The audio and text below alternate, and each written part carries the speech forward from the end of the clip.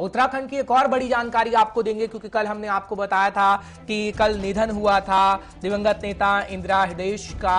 आज उनको श्रद्धांजलि दी जा रही है और इसी कड़ी में मुख्यमंत्री तीरथ सिंह रावत भी हल्द्वानी पहुंच चुके हैं और श्रद्धांजलि दी जा चुकी है, क्योंकि इंदिरा हृदयेश का निधन प्रदेश की राजनीति के लिए अपूरणीय क्षति है, ये सीएम साहब की तरफ से कहा गया है। यानी तीरथ सिंह रावत ने ये शब्द कहे हैं और तकरीबन ये कहा जा रहा है कि दोपहर 12 बजे तक रानीबाग स्थित चित्रशीला घाट में अंतिम संस्कार उनका किया जाएगा, क्योंकि सांसद अजय भट्ट, कैबिनेट मंत्री बंशीधर भगत भी श्रद्धांजलि देने के लिए मौजूद रहे हैं और तीरथ सिंह रावत भी पहुंचे हैं, क्योंकि कांग्रेस की नेता रही इंदिरा हृदयेश। और अगर बात करें उत्तराखंड की, तो उत्तराखंड के अंदर उनकी अहम भूमिका मानी जाती है। फिलहाल अगर बात करें प्रदेश की राजनीति की, तो प्रदेश की राजनीति के लिए अपूरणीय क्षति बताया गया है इंदिरा हृदयेश को सीएम की तरफ से, और सीएम ने श्रद्धांजलि भी दी है पहुंचकर हल्द्वानी।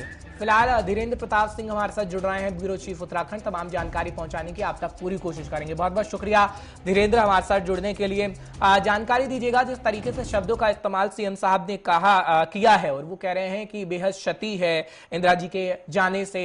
अब जब हम राजनीति का जिक्र करते हैं तो आप जिक्र कर ही रहे थे कि कितने उत्तराखंड की राजनीति में अहम भूमिका इंदिरा जी की थी। अब क्या स्थिति रहेगी और कब तक उनका अंतिम संस्कार होने की संभावना है, क्योंकि तकरीबन 12 बजे का समय बताया जाता है। देखिए, आज 12 बजे हल्द्वानी में जो चित्रशिला घाट है उस पे उनका अंतिम संस्कार होगा। कितने बड़ी कद की नेता थी। आप जो उत्तराखंड के जो नेता हैं उनके बयानों से उनके श्रद्धांजलि के लिए प्रयोग किए जा रहे शब्दों से समझ सकते हैं। स्वयं मुख्यमंत्री तीरथ सिंह रावत ने कल एक वीडियो संदेश जारी किया जिसमें उनसे अपने रिश्तों के बारे में बताया, और आज भी जब वहां श्रद्धांजलि देने पहुंचे उनको पुष्प चक्र अर्पित किया और काफी भावुक नजर आए। उनके सुपुत्र सुमित हृदयेश को उन्होंने सांत्वना दी और ये कहा कि इंदिरा हृदयेश हम सब की दीदी थी। पूरे प्रदेश के जो जनप्रतिनिधि है, जो नेता है, जो राजनीति में जनता की सेवा करते हैं, उनके लिए एक मार्गदर्शक की तरह थी। और उन्होंने ये वादा किया कि राज्य सरकार इंदिरा हृदयेश के नाम को कभी भी मिटने नहीं देगी और उनके नाम से बहुत सारे कार्य किए जाएंगे। उनकी स्मृतियों को अक्षुण्य बनाया जाएगा, उनकी स्मृति में बहुत सारी चीजें आगे की जाएगी। और मुख्यमंत्री ने बताया कि किस तरह से डॉक्टर इंदिरा हृदयेश और तीरथ सिंह रावत एक साथ उत्तर प्रदेश से अपनी राजनीति शुरू की, वहां के विधान परिषद के दोनों एक साथ सदस्य रहे, उत्तराखंड में एक साथ विधायक रहे। तो आप समझ सकते हैं जो इंदिरा हृदयेश है उनका कितना बड़ा कद था और उनके जाने से, उनके निधन होने से कितनी बड़ी क्षति, कितना बड़ा नुकसान कांग्रेस पार्टी को हुआ है।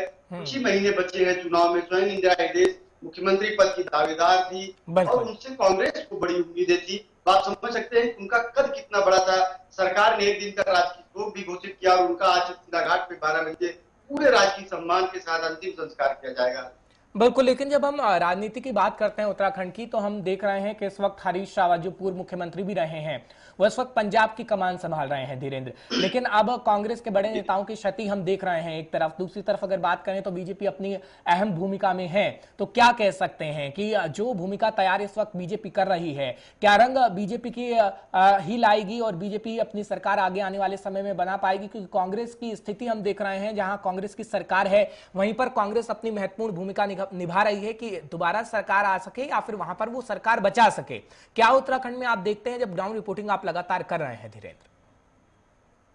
बिल्कुल हर्ष, देखिए कांग्रेस के लिए बेहद चुनौतीपूर्ण होगा 2022 का विधानसभा चुनाव, क्योंकि 70 सीटों में 57 से अधिक सीटें बीजेपी के पास थी और 11 विधायक ही कांग्रेस के थे। तो एक तरह से देखे पूरे 4-5 साल, 4.5 साल हो गए सरकार को, और विपक्ष के तौर पे कांग्रेस काफी बिखरी हुई नजर आई।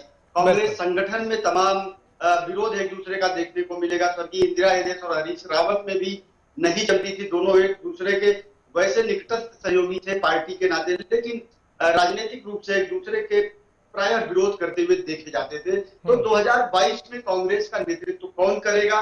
पूर्व मुख्यमंत्री हरीश रावत लगातार ये मांग कर रहे हैं कि कांग्रेस सीएम का चेहरा घोषित करे, लेकिन जो दूसरे बड़े नेता है प्रदेश के और प्रदेश अध्यक्ष है उत्तराखंड प्रदेश कांग्रेस कमेटी के प्रीतम सिंह, वो इसका विरोध करते हैं। वो कहते हैं कि सामूहिक नेतृत्व में चुनाव लड़ा जाएगा। और 2017 में हरीश रावत सीएम का चेहरा थे, लेकिन उनकी गति क्या हुई, 2 विधानसभा सीटों से वो चुनाव हार गए। तो कांग्रेस का जो नेतृत्व है उसमें आपस में इतना ज्यादा मतभेद और बिखराव दिखता है, जो बीजेपी के लिए एक आशा जगाता है। बीजेपी पूरे दम खम से चुनाव लड़ेगी और शायद वो सरकार को रिपीट कर ले, क्योंकि बीजेपी के केंद्र से लेकर के राज्य स्तरीय नेताओं की बातों को अगर सुने, देखे, उनके बयानों का ऑब्जर्वेशन करे, तो बिल्कुल पूरी तरह से उनको यह विश्वास है कि वो सरकार रिपीट कर लेंगे, क्योंकि विपक्ष बेहद ही कमजोर स्थिति में है राज्य में। चलिए, बहुत बहुत शुक्रिया धीरेन्द्र, बताने के लिए उत्तराखंड की स्थिति और ये समझाने के लिए कि आखिर कांग्रेस किस स्थिति में है और बीजेपी आखिर किस स्थिति में है। खैर, ये तो वक्त ही बता पाएगा कि आखिर हालात उत्तराखंड के क्या कुछ रहेंगे। फिलहाल